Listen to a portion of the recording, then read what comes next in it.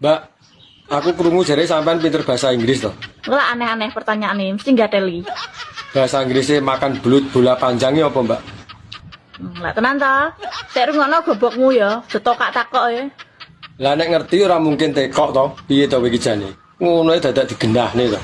Tak ditik dingklang engko. Lho kok jaran.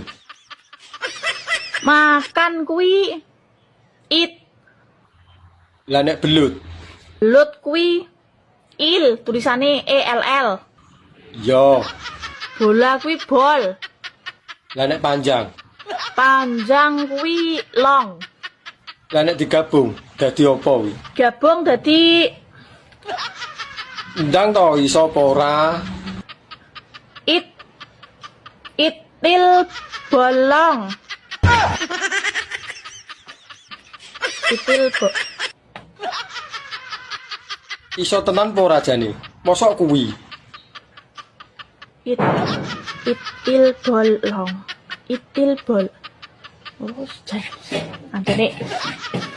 Enteni kowe. Jaran tenan. Ini parah ini.